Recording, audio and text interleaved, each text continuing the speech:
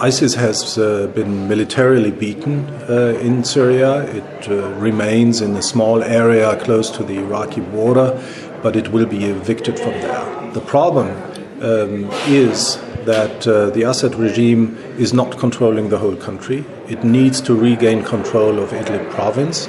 And then there are the areas controlled by the Turks in the north of the country, the areas controlled by the Syrian PKK, the PYD. So there is a certain instability in Syria in the coming years.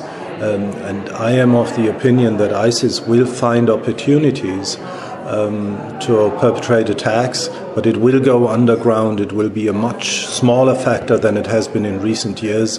It is far from its former strength as a quasi-state, which it was until 2017.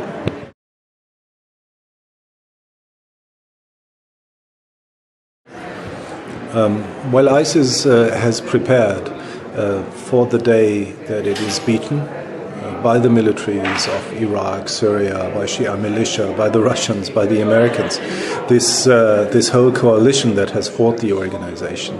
And they've got experience. They were beaten once in Iraq in 2009, 2010. They went underground and they were able to exploit sectarian tendencies, sectarian conflicts in this country, and they might be able to do that again. It's quite obvious that they remain a force to be reckoned with in some Iraqi provinces, and I am of the opinion that this will be the case in Syria.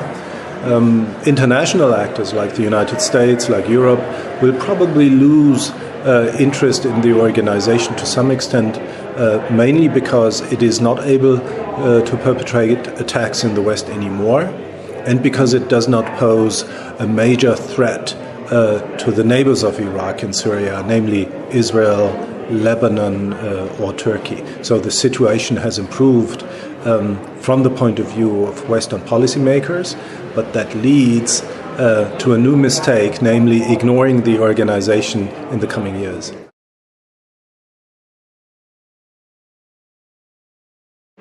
Well, the Europeans have always been a minor actor in the fight against ISIS, perhaps with the exception of the French and the Brits, but fighting against an organization as strong as ISIS has always depended on the firepower and the capabilities of the United States. So it is extremely important that the United States remains involved in fighting the organization.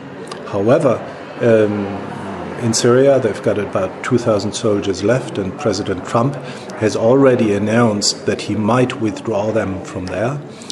Without the United States, I do not see the Europeans being able to fight an organization like ISIS. And if I say Europeans, I talk about the Brits, about the French, and some smaller nations. I do not talk about the Germans, because they have actually not effectively taken part in the fight against ISIS.